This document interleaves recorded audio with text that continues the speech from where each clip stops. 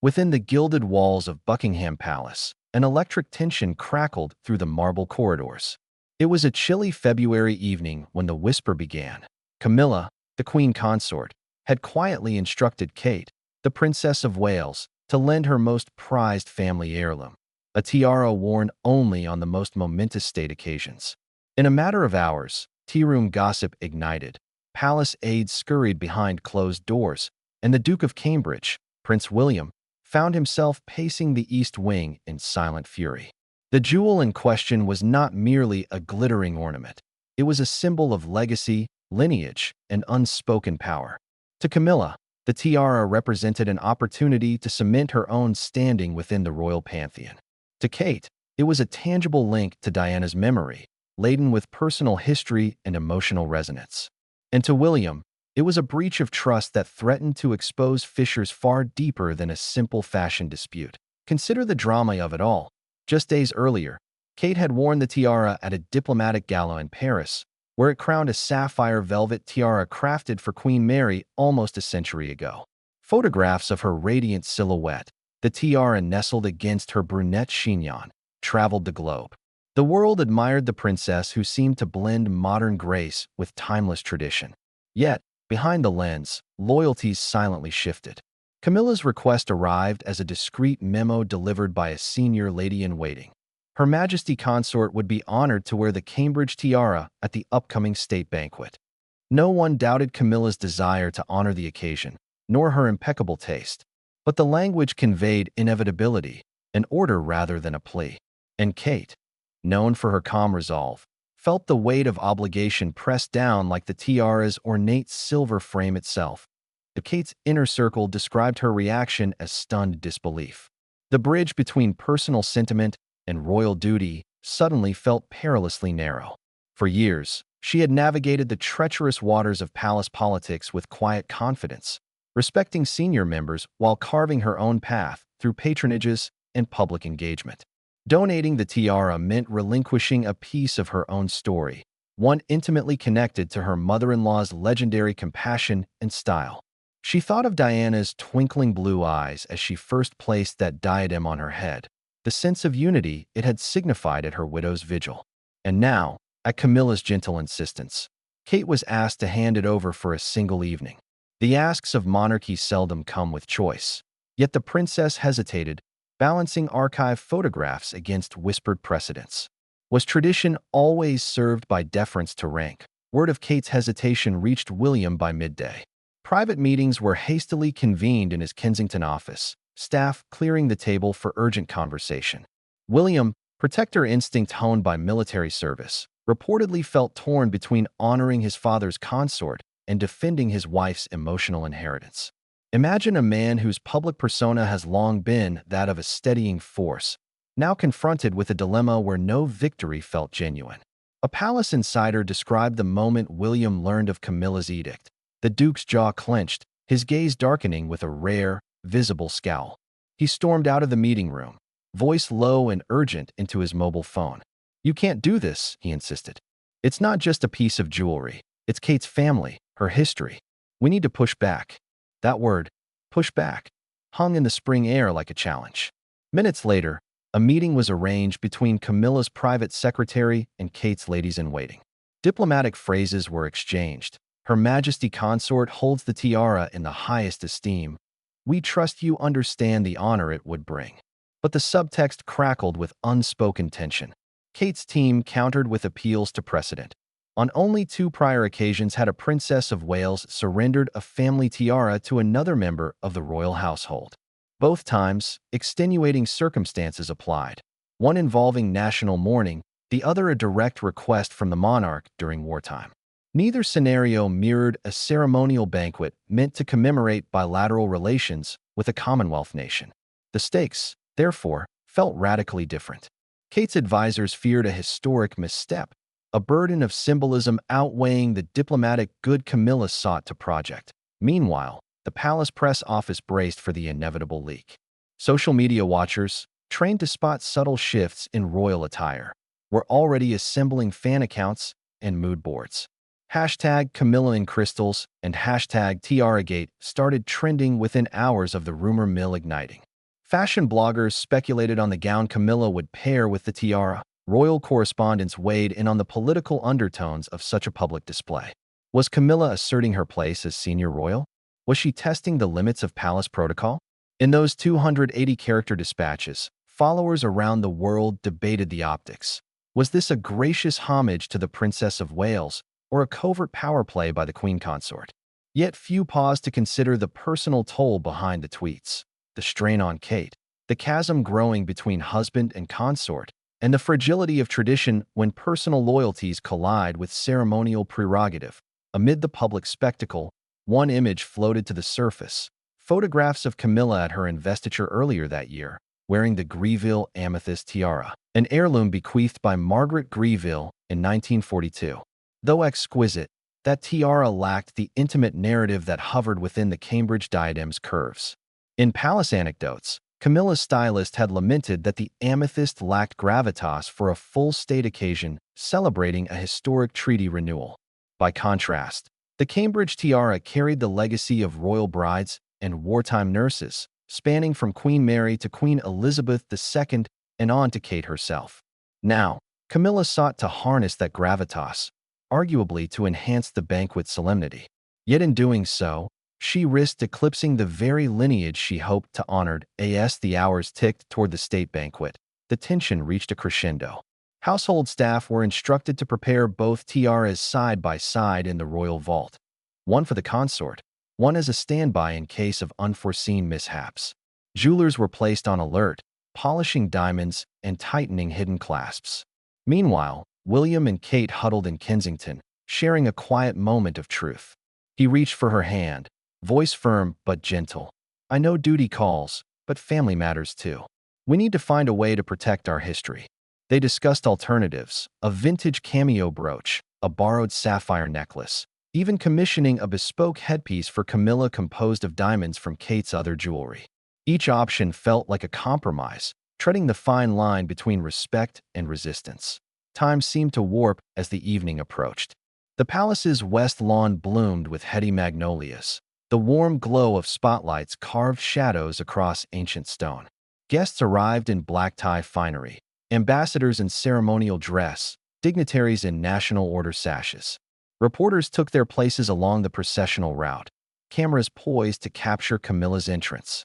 Would she appear wearing the Cambridge tiara, a crown atop personal history borrowed from the princess she once stood alongside as a bridesmaid? Would William's silent protest manifest in a stiff smile or an avoided glance? In those pregnant seconds before the great staircase, the monarchy's future seemed hinged on the tilt of a diamond headpiece. The aftermath of the tiara showdown reverberated far beyond the private corridors of Kensington Palace. By sunrise the next morning, palace staff were already fielding frantic calls from foreign embassies, each seeking clarification on which tiara the Queen Consort would ultimately wear. In the stately butterscotch light of dawn, senior aides convened a crisis meeting in the private dining room off the East Wing.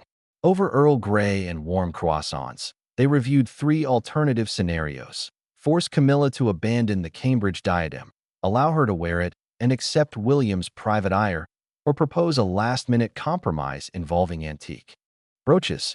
Each option carried political and personal risks. Turning down Camilla risked affronting the monarch's partner and upsetting long-established consort privileges. Pressing William to stand down risked inflaming a rift between brothers, given Harry's ongoing absence. And offering a substitute piece risked offending both women, conjuring images of second-best consolation prizes. Even seasoned courtiers admitted this was uncharted territory. Meanwhile, in Clarence House, the Queen Consort grappled with the optics of her request. Camilla had long cultivated her own identity within the royal tapestry, careful not to overshadow senior members while quietly championing charitable causes. Her desire to wear the Cambridge tiara sprang from genuine respect for its history. She viewed it as the perfect symbol to mark a state visit from a key Commonwealth leader. But as whispers of Kate's reluctance reached her by courier, she wrestled with unintended consequences. At a private breakfast the morning after the memo, Camilla confided in a trusted aide that she never intended to steal family sentiment or place Kate in an untenable position. Yet she also felt bound by duty to represent the crown with the gravitas it demanded. She reread her invitation to Kate. It would be a singular honor if your Royal Highness would loan the Cambridge tiara, and recognized how language meant to flatter could read as command. Duty demanded clarity. Compassion demanded compromise. That same morning, Buckingham Palace's press office prepared a holding statement, anticipating leaks to the tabloid press. The royal family recognizes the historical significance of family heirlooms and is currently discussing the most appropriate arrangements for the upcoming state banquet. A further announcement will follow in due course.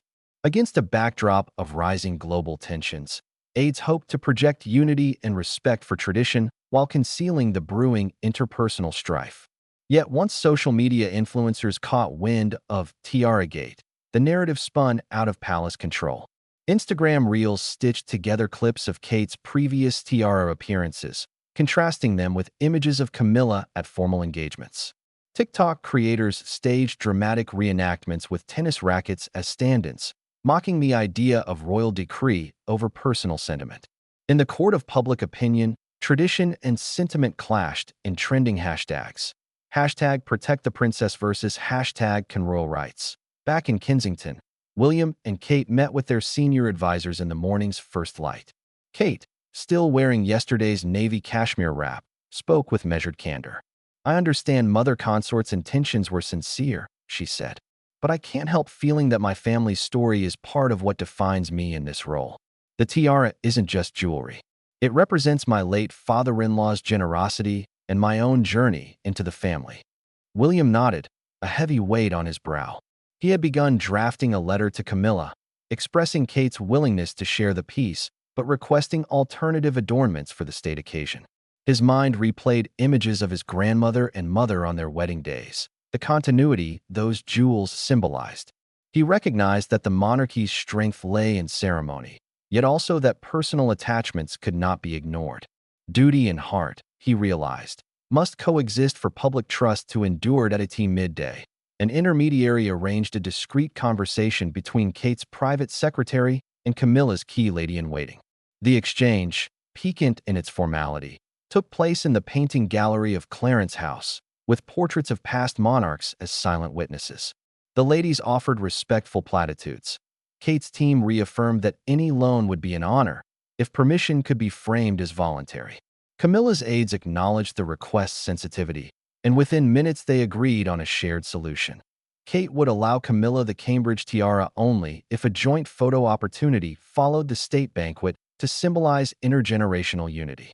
The image, a senior and junior royal side by side, wearing identical satin gloves and matching smiles, would underscore the crown's continuity.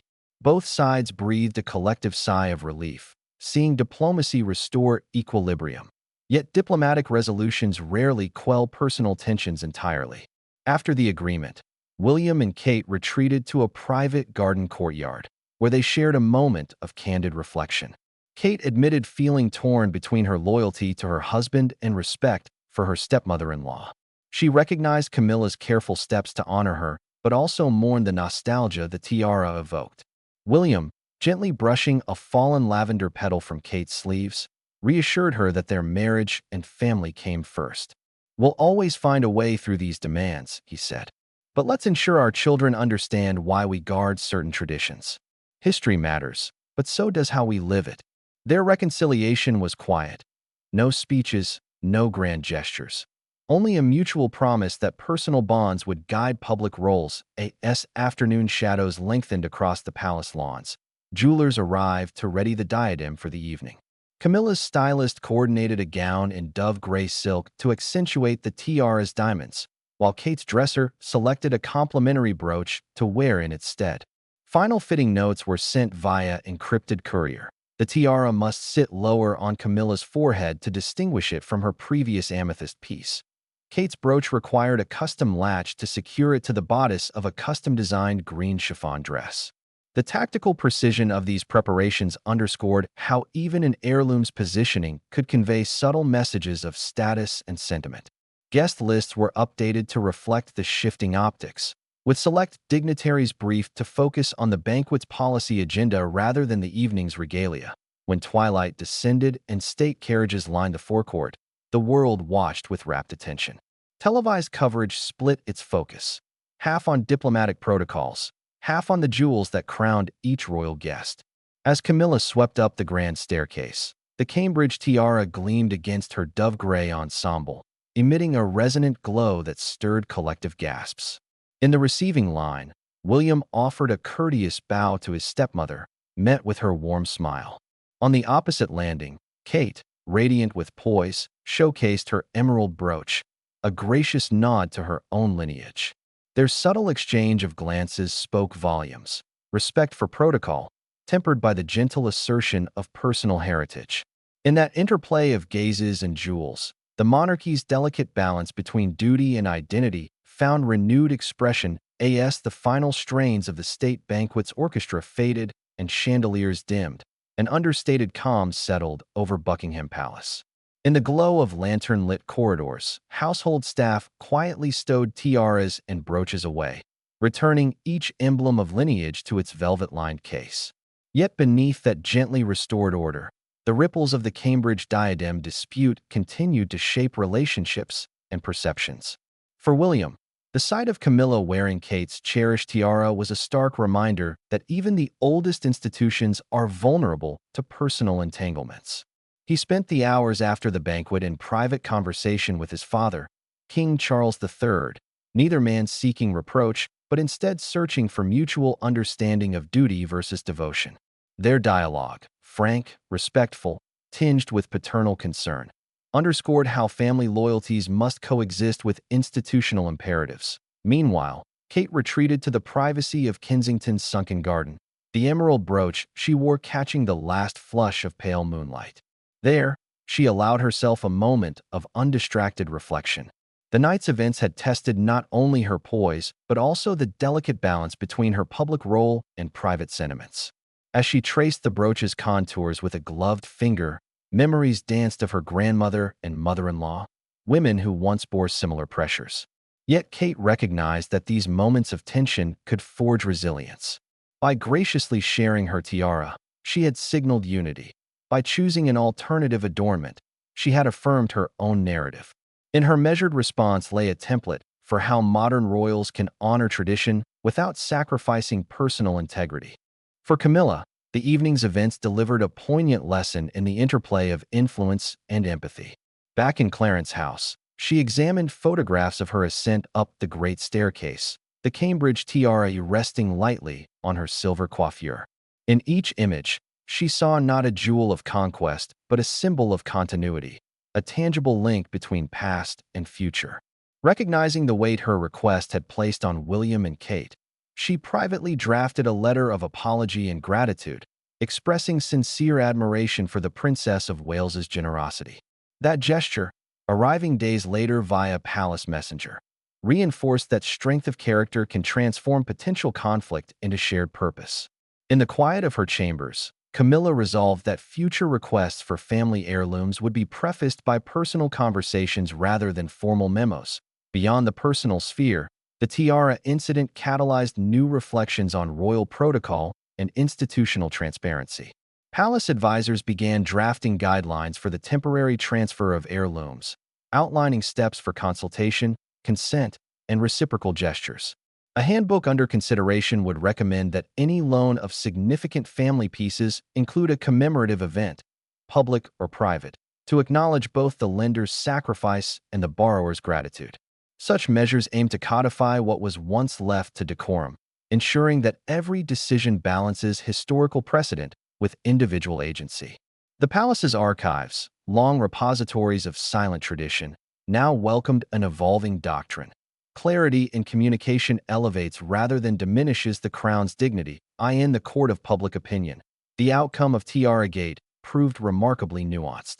International media praised the resolution's diplomatic flair, spotlighting the joint photo op between Camilla and Kate as an emblem of generational solidarity.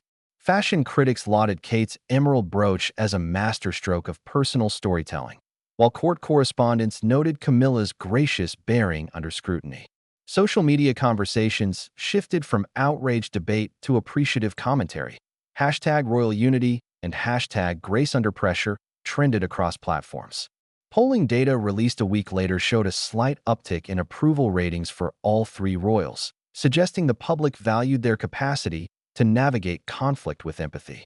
In this sense, the very dispute that threatened to expose rifts instead demonstrated the monarchy's adaptability and emotional intelligence. Yet beneath that veneer of consensus lay deeper undercurrents about the future of the crown. For analysts, the incident underscored how personal artifacts, tiaras, jewels, even garments, serve as touchstones for broader cultural dialogues. In an era when institutions must prove relevance through authenticity, the monarchy's willingness to confront and resolve internal tensions offered a potent lesson in leadership.